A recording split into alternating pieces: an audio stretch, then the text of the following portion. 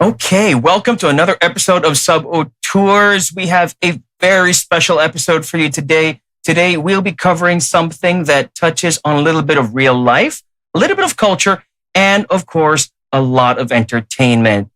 First off, let us introduce ourselves. We are your hosts. I am Misha. I'm Mai. Anjo's not here. Okay. So, All right. And, He's not here. His it's loss. okay. It's His okay. loss.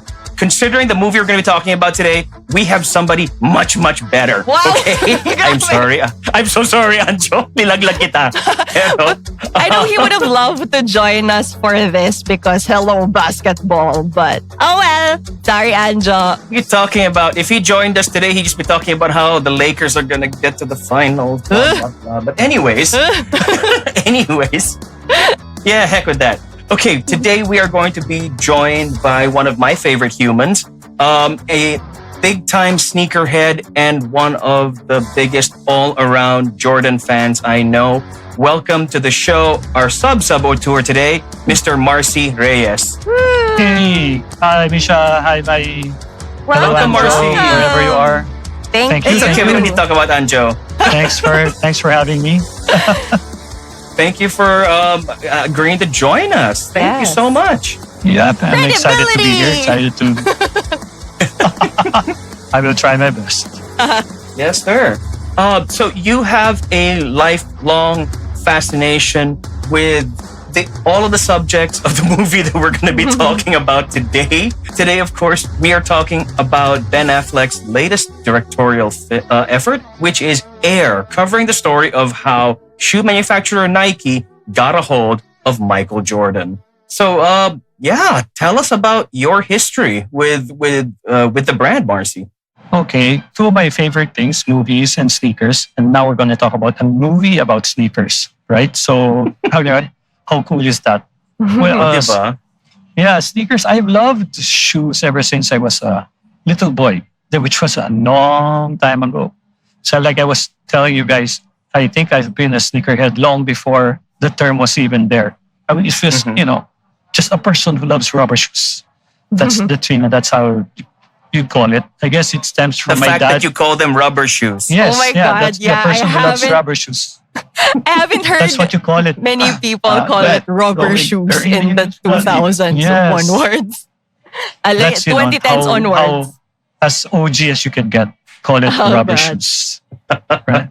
So, yeah, my dad loved rubber shoes. And, I saw it in him. And when I was a little boy, every time he'd be in the office, I'd sneak into his closet, wear the shoes that are, 6-7 times larger than my size. And then I got my first pair that I really loved. I was in grade 5. I would tell you what year, but I was in grade 5. It was the Adidas Kareem Abdul-Jabbars. Okay. They were bright blue suede, high tops, bright blue suede, and I wore those things until the suede felt like sandpaper. Really, just wore them to death. And then, then I love shoes, but of course, I can only have what my dad would give me. So I didn't really start having a big collection until I started working. But my fascination with Jordans started right about the same time that the movie, the right around the time frame of the movie, which was they launched it it happened 1984. They launched it 1985, and right around early 1986, my dad gave me my first Jordans, which was the black and red Nice. pair, which is OGs would call it black and red. Newer sneakerheads call it bread. We never call it bread. It's just black and red. Bread. Not bread, black and red. So Okay. that was the first one. But the first time I got it, I was just like, what is this black and red anomaly? It's like, it's so ugly. No kidding. That's what I really thought. It was ugly because you were so used to white rubber shoes, white Right. basketball shoes, right? So the first time this came in, it was like, it kind of took a lot of getting used to, but I wore it and it was comfortable at that time. And then, of course, I saw more and more of Jordan wearing it. And then the fact that, he was being fined wearing it added to the coolness factor. So yeah, it started there. I thought it was the best shoe in the world. Yeah, so But so you weren't necessarily a Jordan fan yet at the time, or was it because of the shoes, or how did that start? no, I already was noticing him in the Olympic teams and even in the bits of news that I'd get from the NCAA, like he was in North Carolina. But then you really don't get the games as much as you do now, right? There was no internet to search the games. It was just whatever was fed here, those are the games that you watch. So Right. whatever little NCAA stuff I get, yeah, so that's what the first time I saw him. And I knew he was good. Of course, he had no inkling that he was going to be what he became. Mm-hmm. But yeah, I liked him as a basketball player. And then it's hard to tell which came first. But I think the shoe grew on me because I liked him now as a player. Okay. Yeah. Okay. Cool. I think what's really great, what really struck me about the film, is that for a lot of people, it's not just like a biopic or a documentary style film about things that really happened, Mhm. but it's also, I think we're at the perfect time now because 80s nostalgia is at an all-time high. Yes, So it is. I think like it really hits audiences differently now. It's like a time machine. It really is. Yeah. The opening credits, I can't tell you Oh, yeah. how much of a trip that was for me. It was just like sent me back. Was one big time capsule, those opening credits. Mhm, mhm. Dun pa lang, okay na ako eh. In the opening So like credits. the movie is now on Amazon Prime, and it is actually only the second movie that Amazon has actually screened in cinemas from their own production company. I told Marci it's gonna be on Amazon Prime, but you need to see this on the big screen. Mhm. Yes, yeah, absolutely. You know what really struck me, or what was most amazing for me about the movie, was Ben Affleck was Mhm. actually able to pull off a movie without any basketball action. So it wasn't really about Yeah. basketball, but it was just people either talking in the boardroom or talking on the Mhm. phone. It was just that. But he managed to make it engaging and interesting. So you're kind was of like- drawn in. It's like 2 hours of meetings, but I Yes. was never bored. Exactly. Yeah. Galing. And not only that, you know exactly how it's gonna turn out. Yes. Right? You knew exactly that they were going to land Jordan, and the Jordan is going to be their Jordans are going to be famous and great. But you stuck to it and you wanted to see it unravel before, even if you knew what was going to happen. Mm-mm. And for some reason, you still felt the suspense or the gravity of it all because of all the personal connections or how they planted the importance of this deal to them. So it was still, you know how it ends, but it's still quite a ride to just see how it ended up there.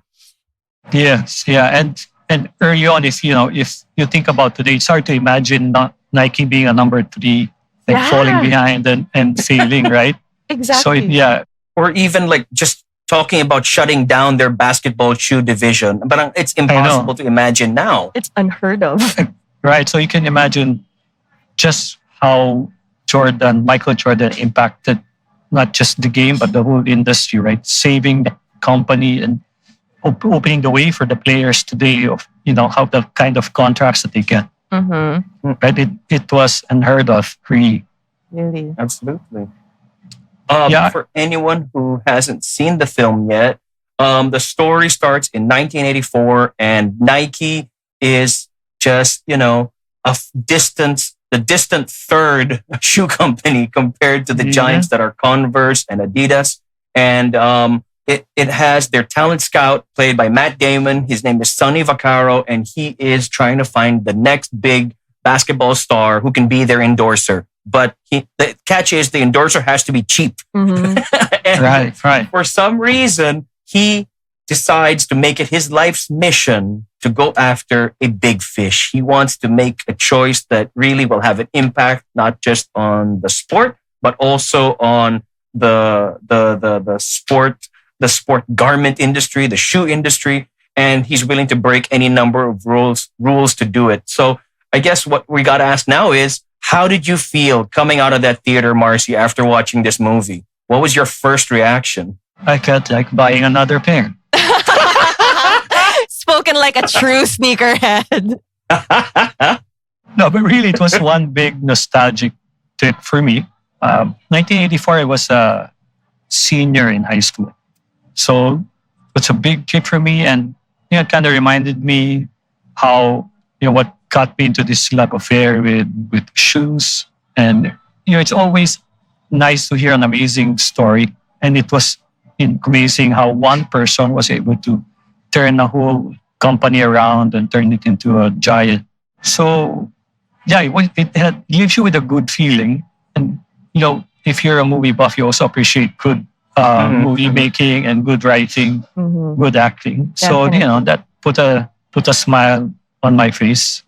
It was it's actually a really good movie. You don't need superheroes battling aliens, or you don't need superpowers to come out of the theater happy.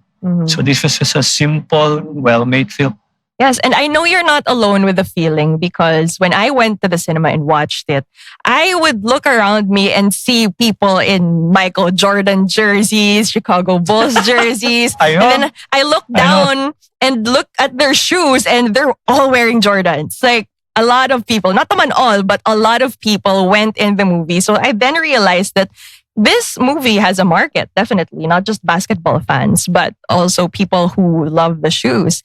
And while watching, as the events unfolded and as you actually get to see the creation of the shoe, the iconic first pair of Jordans, I heard gasps in the cinema. As soon as they put in the shot, I heard a variety of or like, oof, or like, damn. And probably a tear or two fell from some people that I watched with, but we'll talk about that later. But I'm sure it felt good to you as well. Oh yeah, it's weird that you get gasps. I really, because it's a shoe that you know exactly what it's gonna look like. Yeah. Right. But the first time you see it, like that was my reaction. Like, wait, why is that pair so perfect? Yes, it was. It looked, I don't know, it looked really perfect to me the first time I saw it. Yeah, I know how they felt. And I guess yung wearing the jerseys and the shoes to watch the movie is equivalent of wearing your Captain America costume when you watch Avengers, right? Yeah. That's true. You have to do it for the full experience. Yep. Lot of happy fanboys in that cinema. And I think something that made the experience all the more, I don't want to say supernatural, but it made it more surreal, even if we knew everything that was going to happen, was that they really build up like the legend of Michael Jordan. Yes. Like, you don't even see his face in this movie. Exactly. I know, I love that treatment. Ang ganda. I know it would have been disastrous to show an actor playing. Yes, exactly. That treatment of not showing Michael Jordan's face, it just emphasized how, I guess, untouchable he became in terms of basketball. Yeah. So, and we all pretty much know how Michael Jordan looks like. I mean, if you live under a rock, Yeah. you probably would not know. But I feel like, agreeing with what Marci said, casting another actor as a young Michael without him having any important lines in the movie, because he didn't really say much, right? So you just like see his back, his shoulder. He'd nod his head once in a while or say a few words. He said hello. Yeah. So, diba, kung ganun lang naman kakonti yung lines niya, that would kill the vibe if you saw his face. And Yeah, absolutely. yeah, so, and especially if he doesn't look exactly like Michael, he's just gonna seem like just some kid. It doesn't put any importance on the character. So the power is in the absence of his face. It sounds wrong, but then that's the impact that the treatment had. And it's like they're saying, bitch, you should know how the hell he looks like. Yeah, it added to the mystique. And, you were willing to believe that Will Smith was Muhammad Ali. Yeah. Rami Malek was Freddie Mercury, but there's no way you'll believe another person is Michael Jordan. Yes. Are you just saying that as a moviegoer, or are you saying that as a Jordan fan? Both. Fine. That's fair. I really also liked the casting in this movie. Oh, yeah. Because I thought that everyone brought their A game. Yes. Something that I don't know if you guys are aware, but Michael Jordan actually had a list of requirements if this movie was going to get made. And one of them was he wanted Viola Davis to be his mom because he said that she's the best person he knows. Yep. Yeah, I heard about that. I saw an interview, in fact, that was when Ben Affleck talked to him. First of all, Ben Affleck was so intimidated by him, right? And I can imagine. I think he even said that if you don't want me to do this movie, you forget about it. He was willing to give it up. But one of the first conditions was for Viola Davis to play MJ's mom. Mm-hmm. Mm-hmm. And also, convincingly, I mean, I don't know how MJ how mom... can you go wrong? Yeah, I don't know how she looks like, but I still believe it because it's fucking Viola Davis. She can do anything. I know. She can. That woman can do a lot. But according to Viola Davis, even she was intimidated because by MJ. She studied by the mom. Oh, by the mom. But also by MJ. Uh-huh. But she studied footage of the mom, and she saw how that Michael's mom really has a presence that she had to capture. So she was very intimidated and flattered to be chosen. Yeah, then let's not forget it was that woman who actually made the deal. Right. Who wanted her son to have part of the action, like part of the profits. To be fair, he was a young man from Carolina. A young black man from Carolina. Of course, he's going to listen to his mother says. If he knows what's good for him. Yep. Yeah, even in his Hall of Fame speech, paid a lot of respect to his mom, like hinting that he still listens to her. And I think how things unfold in the story, you really have to get through that hurdle, which happens to be the mom in this movie, for it to really feel like the battle was worth it. Because they had so many odds stacked against them, like the Michael's request for a car, a specific expensive model of car, and the fact that he really doesn't like Nikes in the first place. He's not a fan. He would even say, "I would do shoe deals, just not with Nike." All those conditions, plus the mom being that person you have to convince, would really just show how much of an uphill battle this was for Nike in general. So that adds to the drama, that adds to the suspense. Like, again, even if you know how it ends, it still makes you feel all the struggles they went through. Yeah, all the dice that they rolled, all the risks that they took. I'm just willing to give up everything for one guy. Yeah. And I think something else that really resonated with me personally, and I think Marci, maybe you can chime in also, was you see a lot of how the creative process is done, like in the middle of the night over takeout food, and you're exhausted and you have impossible deadlines and impossible budgets, and you still have to come up with magic. Sounds a lot like life. Our past lives or our lives, Bishop. Yeah. And an interesting part was, who claims credit to naming Air Jordan. David Fox said it's him, and he mentions it. Peter Moore says it's him. So I don't know which is true. In The Last Dance, David Fox, Michael Jordan's agent, claimed it. Right? He said, "Why not Air Jordan?" Mm-hmm. So I don't know. We'll never know.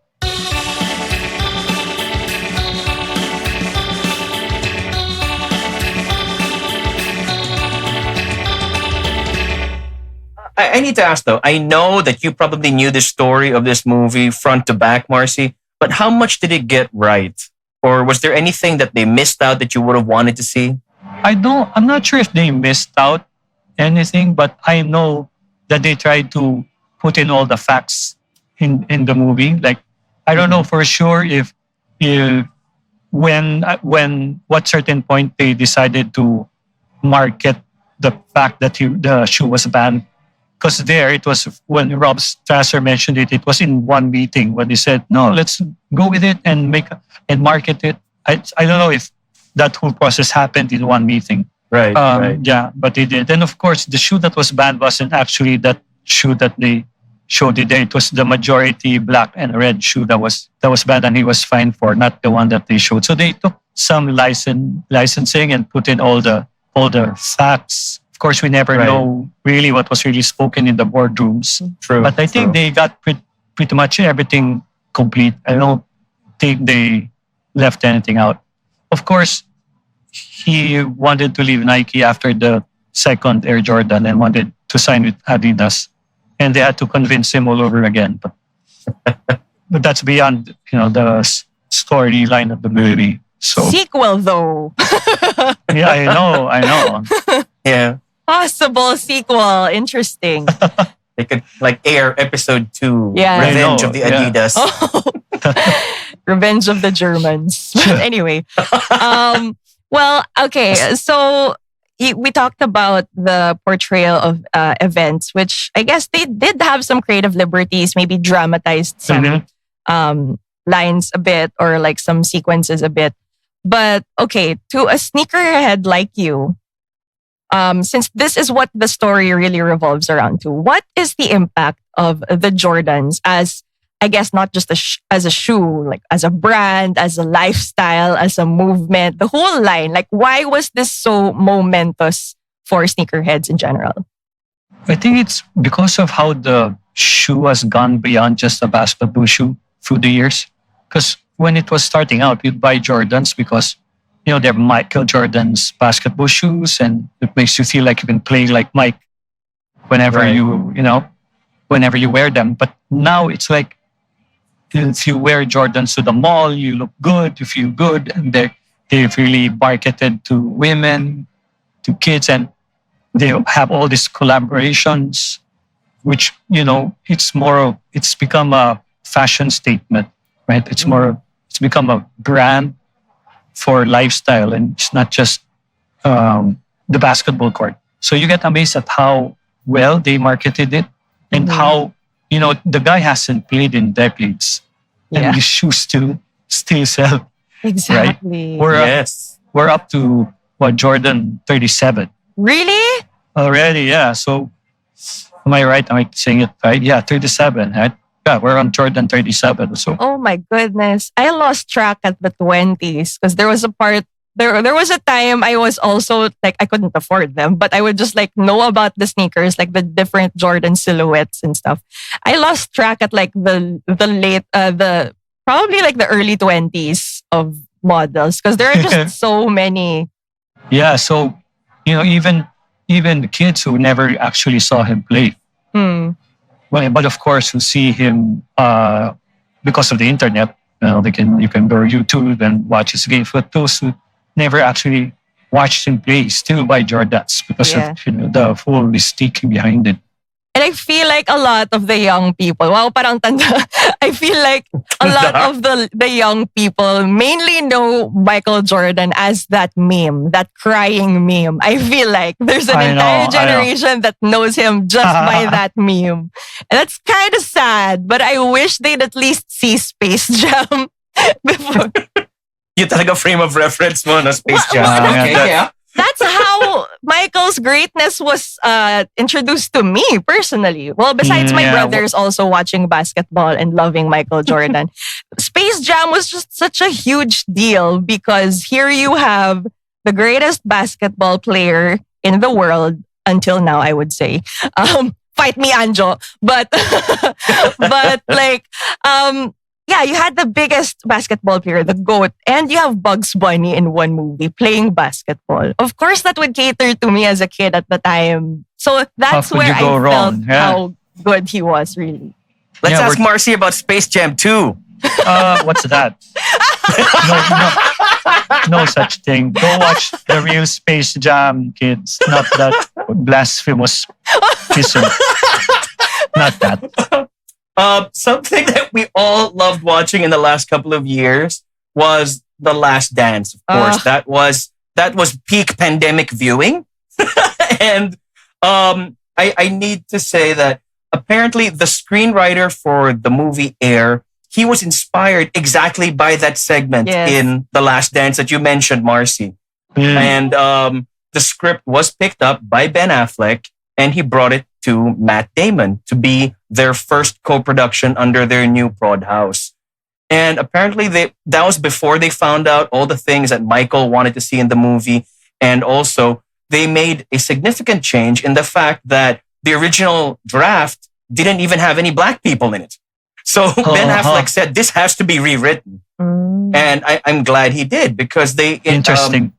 Another one of MJ's requirements was that Howard White, the character played by Chris Tucker, had to be in this movie. Can you tell us why that would have been important? I think Michael knew each and everyone who was a factor in the whole story. Even the character of that forget his name, the character with the Martin Luther speech. Right. Yeah, right. Because I know Michael wanted it in that movie. That he played a vital role in him signing with Nike. Right. So yeah, I think they touch on all the characters who played a big part in the deal signing and the history of the shoe. So and Chris Tucker played was really good in that movie. I liked he was still him. You knew it was still Chris Tucker, right? But yes. I was surprised at Marlon Wayans because he's the one who played the guy with the Martin Luther speech. He was the Olympic team's coach, George Robelli. Right.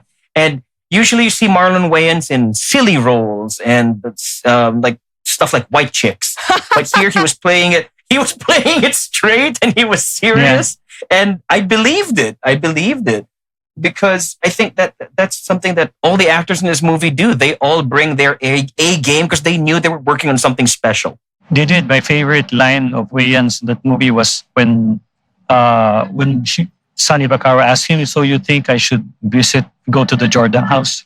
And he just goes, "Fuck no." That was it. No, but I mean, can you imagine? I mean, no, you don't have to imagine. You saw the movie, the fallout from him visiting that house. I mean, the corporate guys were like shocked and terrified.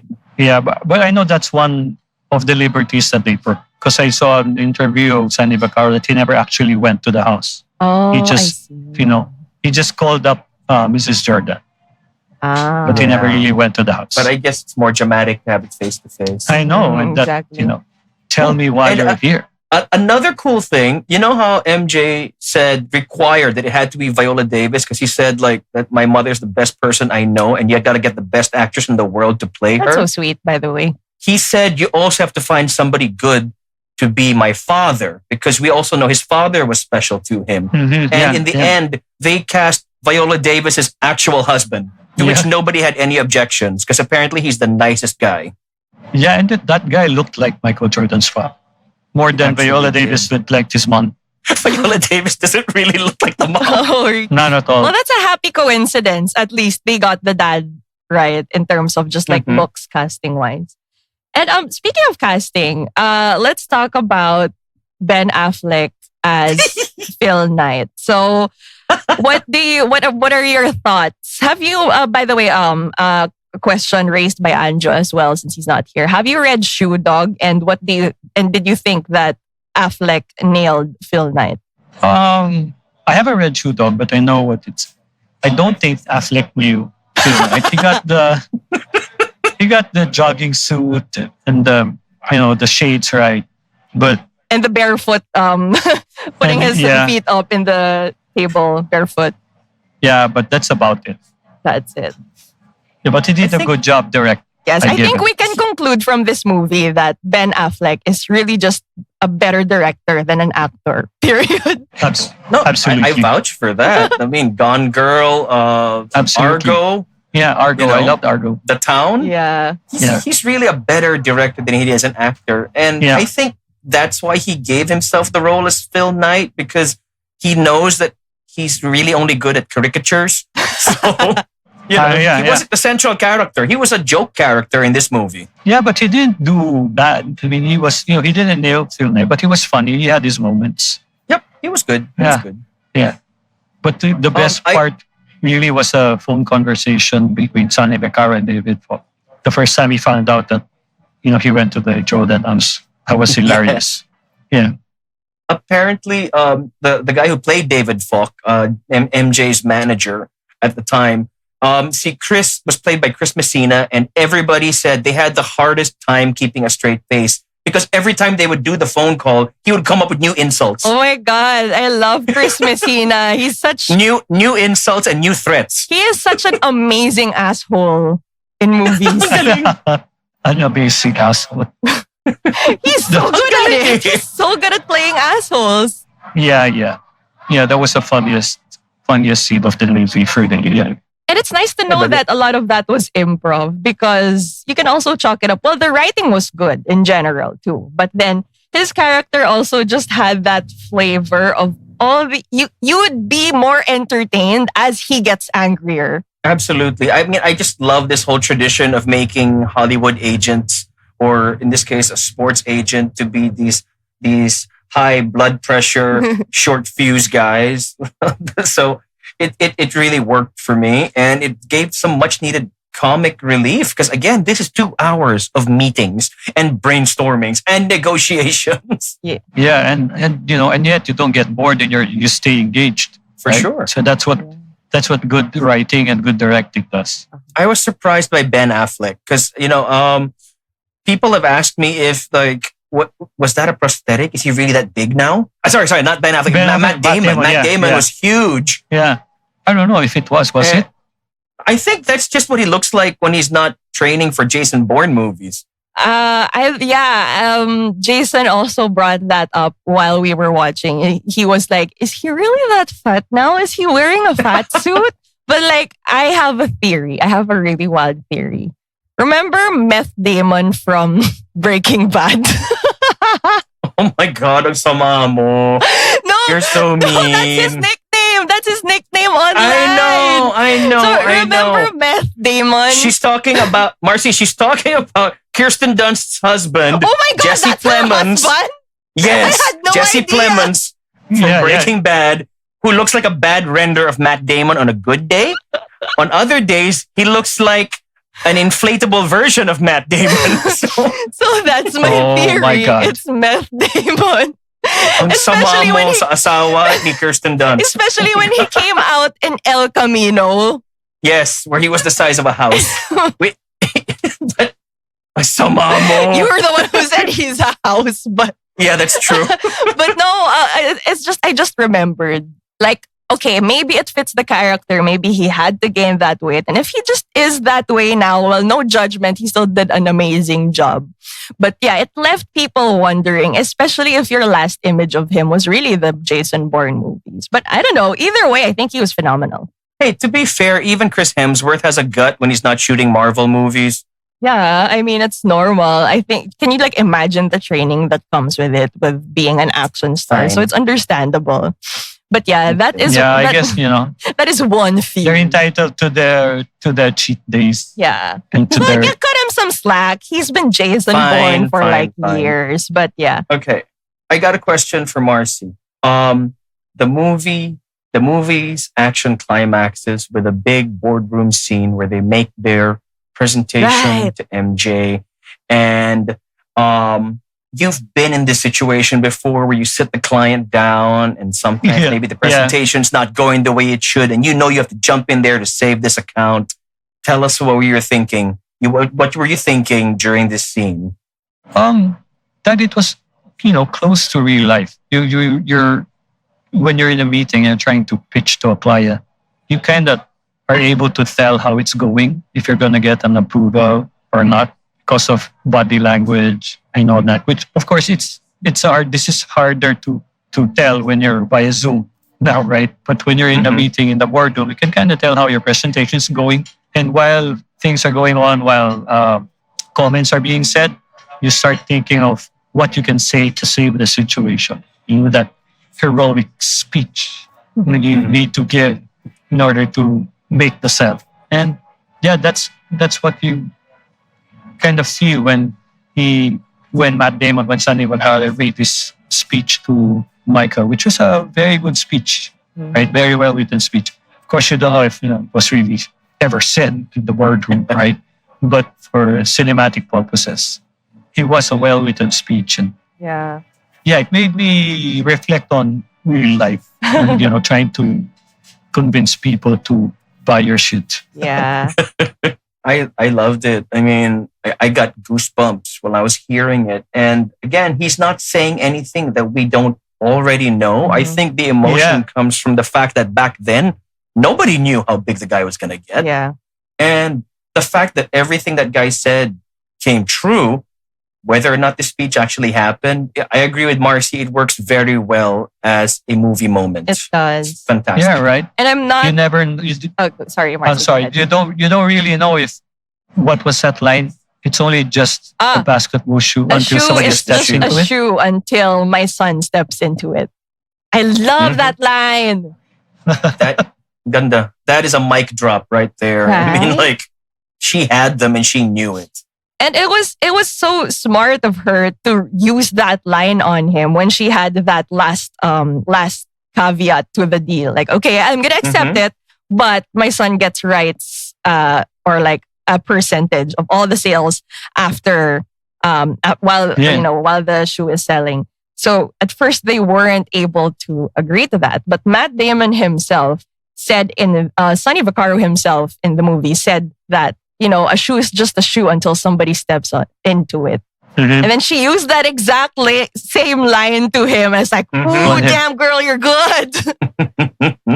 But you can tell how impossible the ask was, right? Yeah. Sonny Vaccaro fought for the whole deal, but then he was willing to give up as soon as he heard the demand. Mm-hmm. And something I appreciated about the movie, it also didn't shy away from how high stakes this was. Because besides the fact that this deal is what can cost an entire department their jobs and their livelihoods. And I also love Rob Strasser expressing his personal sentiments about, how he works with Nike and his little tidbit about kind of being an estranged father and how he tries to make up with it with shoes, right? With Nike, with, all the goodies. So that's a very personal look into how important this was, not just for Rob, but for everyone else in the department. Because if this doesn't work out, they're all, they're probably all going to lose their jobs. And I think it's also a good character development for Matt Damon or Sonny Vaccaro because he was so cocky at the start. He's like, no, this deal has got to push through. I'm going to do every fucking thing to do this. But at the height of them doing those late nights, those weekends, you hear from Jason Bateman, who did a good job too, by the way, that, this is what's on the line, not just my job, but my relationship with my daughter. And then when they're not sure, after the big speech, they're not sure how it's going to turn out. This is where Matt Damon starts spiraling. He's like, oh shit, did I just throw all these people under the bus with my crazy idea? I think that the mere fact that you had Jason Bateman telling you that it's a desperate situation, that makes it all the worse. Because Jason Bateman is usually the nicest guy in the room, and that's why you cast him. But here, he was the one that they used, exactly right, to drive home how critical this deal was. Yeah. So I don't know how much of that was real, if they really had a heart-to-heart talking about his daughter while stealing snacks from the canteen. But, I believe it because Jason Bateman said it. So again, this movie is very well cast. Yeah, and it added a lot of humanity, a lot of warmth to this whole boardroom phone conversation barrage in the movie, right? So actually makes you reflect that these people, are not just employees. They have families and their lives are at stake with this deal. So yeah, it added a human dimension to the whole thing.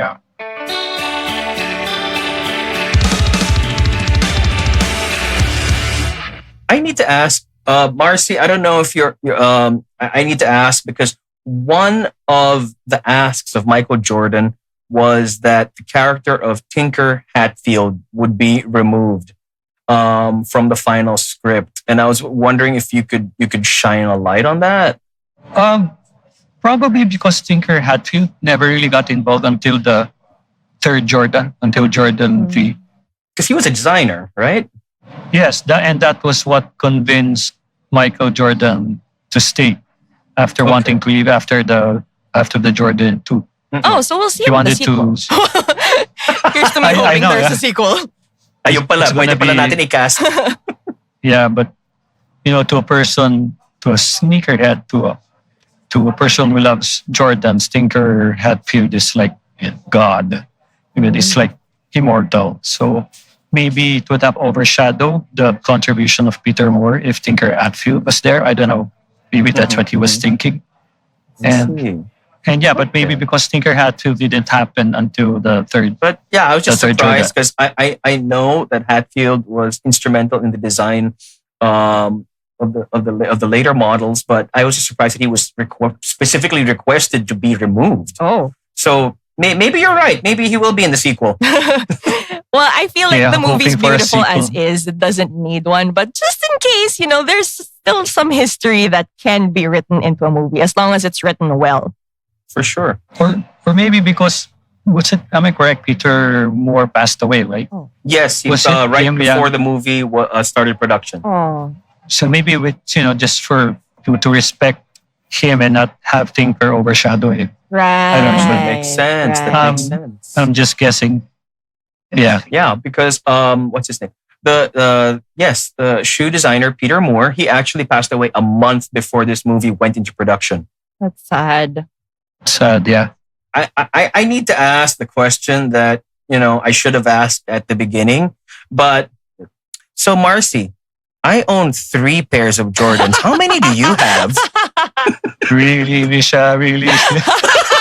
Should I say more than what's necessary? Do you have a particular favorite? We don't need We don't need a solid number, but do you have a particular favorite or a sentimental favorite, and why?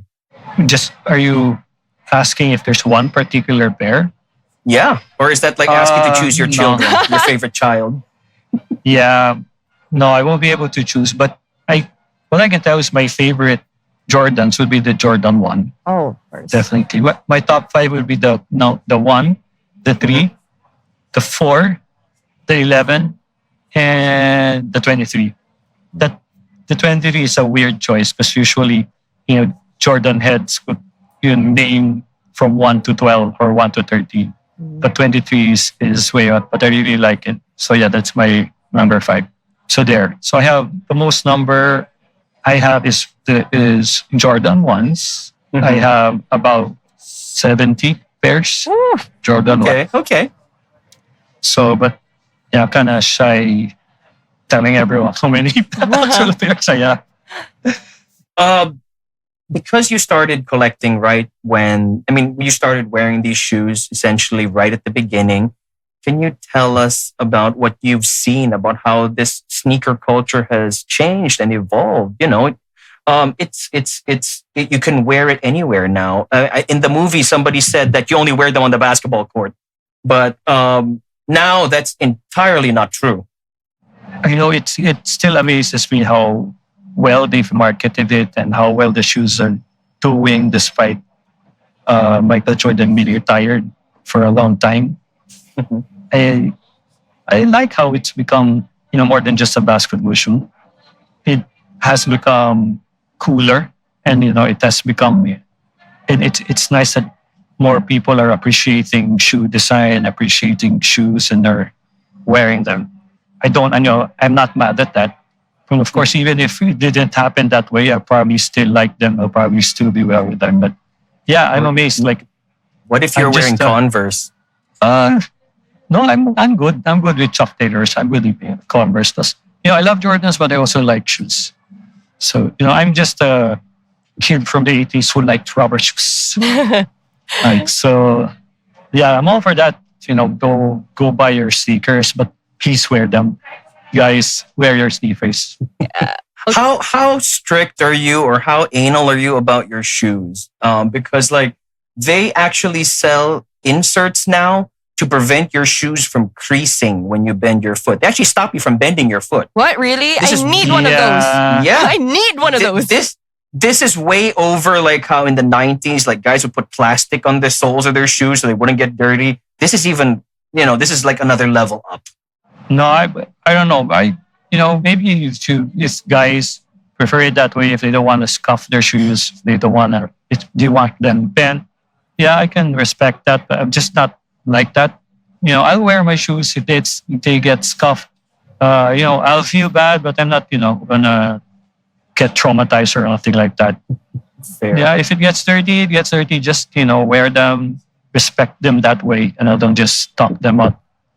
But I don't know, the way it happens for me is because of the rotation of the shoes, nothing really gets old because nothing gets worn. Nothing gets worn beyond 3 times. Yep, that sounds like you. Yeah. But yes, it's nice to hear the sentiments of somebody who actually knows the value of these shoes. And I think that's what also helps make this movie so important to a lot of people like you who put a lot of value because, again, shoes are just shoes to some people. But then this is an entire movement and it's to some even a lifestyle. It's what they live and breathe for.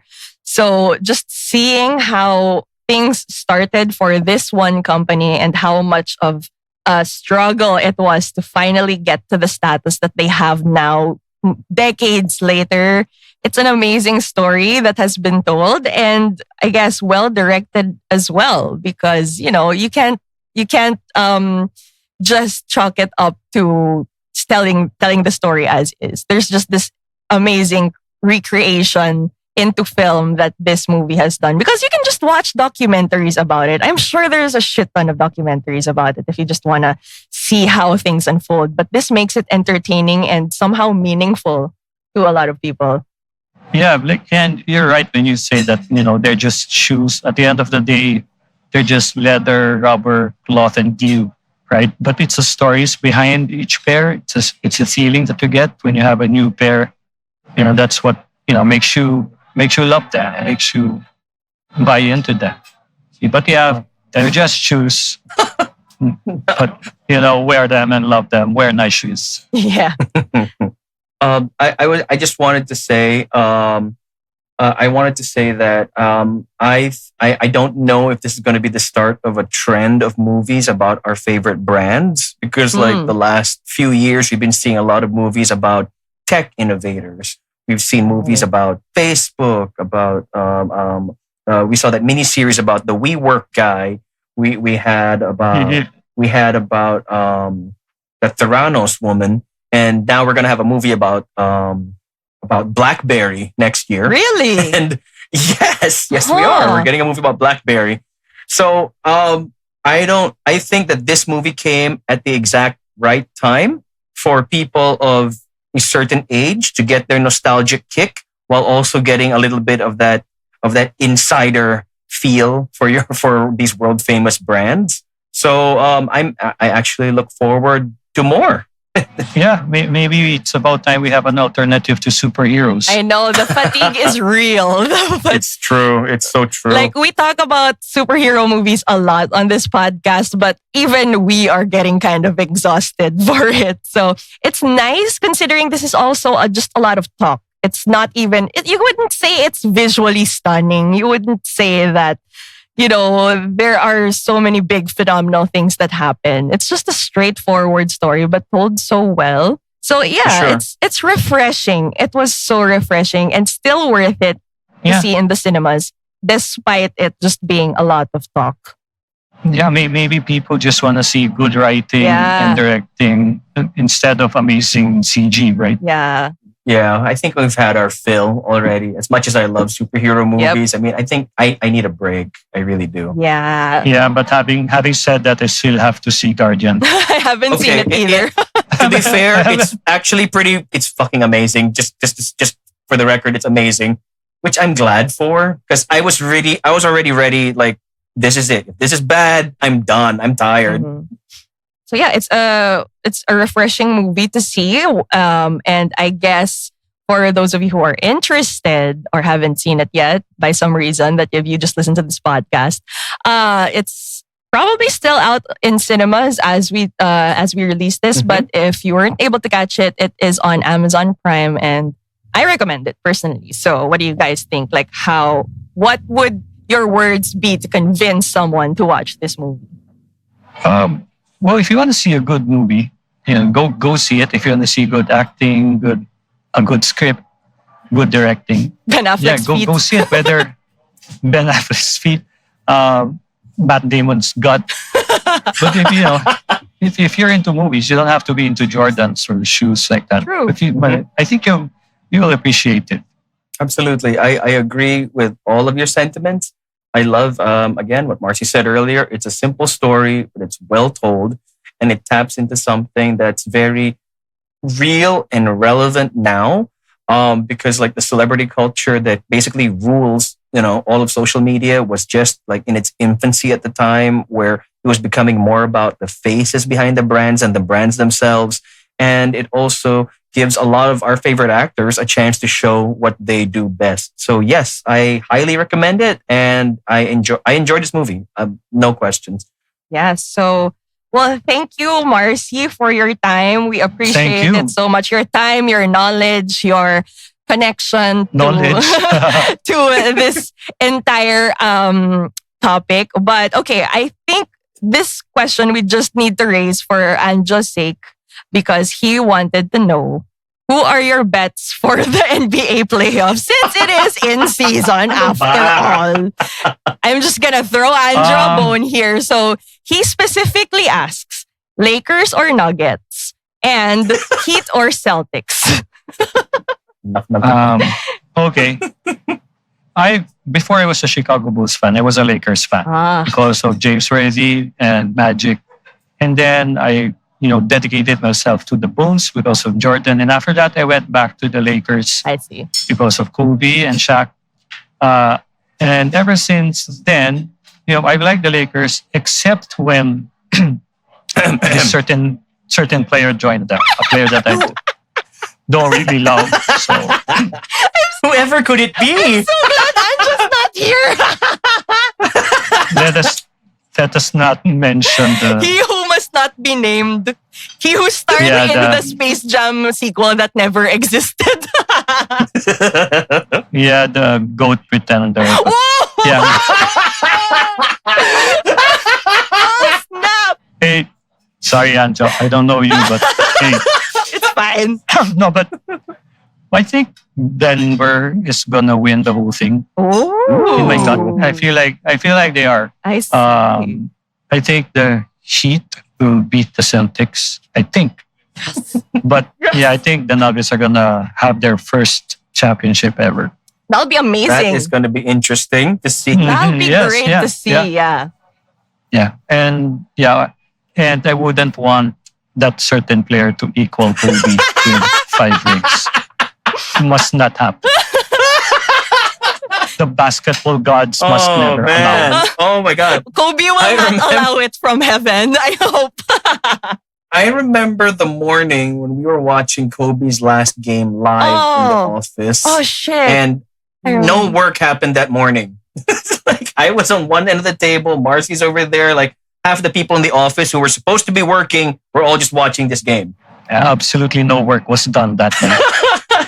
I also remember that. I was never really a fan of Kobe, but I was in tears that last game. I don't know why. I spent a lot of his career, I guess. I was like, sino ba to? Para okay, fine, he's so good. But he's so annoying because he's so good. Para ganun yung feeling ko. But then, that last game, my God, I was sobbing. I don't know why I was sobbing, but that was epic.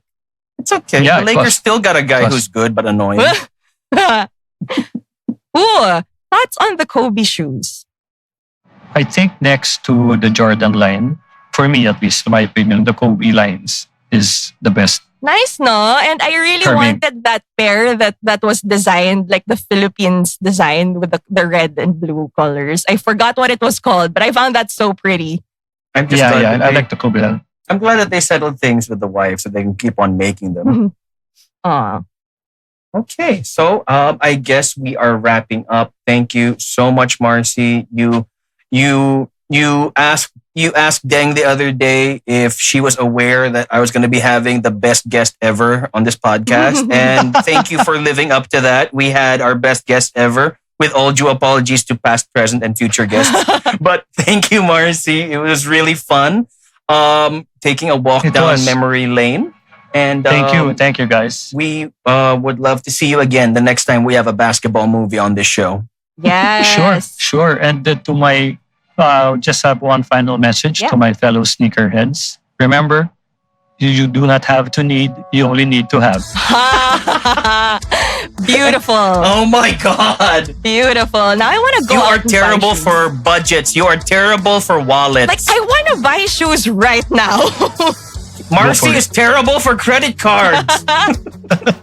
I feel, I'm Okay. convinced. Or I'm just gonna ask my boyfriend to buy me shoes. Maybe. I don't know. We'll see. But yes, this has been another episode of Sub-Auteurs. Again, thank you, Marci, for joining us.